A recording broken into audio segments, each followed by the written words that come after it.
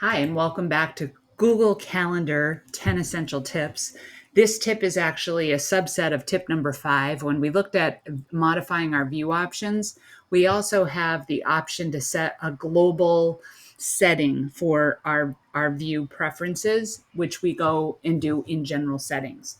And when we do that, we have the ability to set our defaults on whether or not we want to always show weekends or not, declined events, week numbers, but more importantly, when we want to start our week, whether we want to start it on Sunday or Monday, and if we want to have a custom view set up for a particular preference. So we'll go ahead and take a look at that. Keeping in mind that you're setting up your general or global settings for Google Calendar, not for each individual calendar. So whatever you set up here will be true for any calendar you have in Google Calendar. So let's hop over to settings and then click on general. So we click on the gear because that's a universal sign for finding the settings.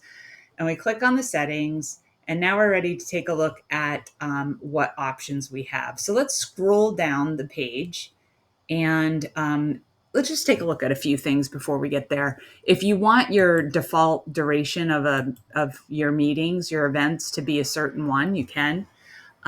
You have the option to set your invitation guest permissions to whether or not they can invite others and see the guest list. So just keep those things in mind. But we really want to get to the point where we can set up our view options. I have selected to show the weekends, but I can turn that off. You have the declined events and completed tasks, show week numbers, display shorter events the same size as 30-minute events or not. And sometimes you have to play around with these things to see what your preference is. But I really want to draw your attention to the custom view. Because when we looked at modifying views, the X on the shortcut is custom view. And if you have a particular view that you're interested in, this is very cool.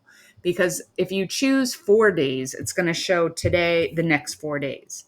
If you show 2 weeks, it's going to show the next 2 weeks. If you choose 3 days, it's going to show the next 3 days. So it doesn't show you the week that you're in, week to week. It shows you in real time those days. So if I chose the next, let's say my custom view is 4 days, we'll take a look at that. And just going to draw your attention to another thing is you can enable working hours if you so choose.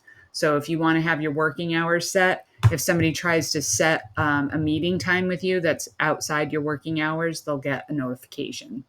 So now let's go back to our calendar. And now when we click on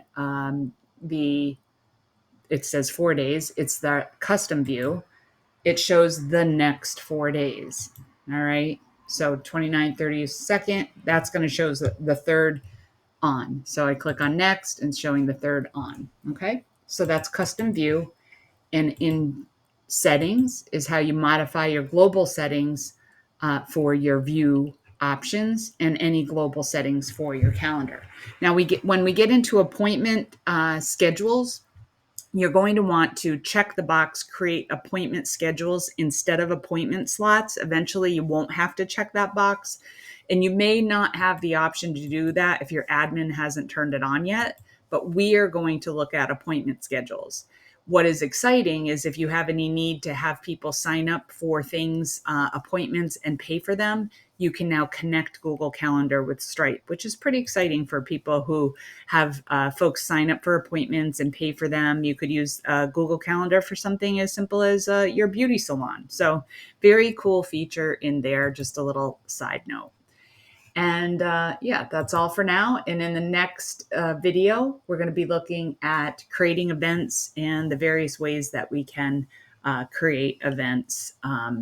Lots of different options for that. So go ahead and set up your global settings, and then I'll see you in the next video.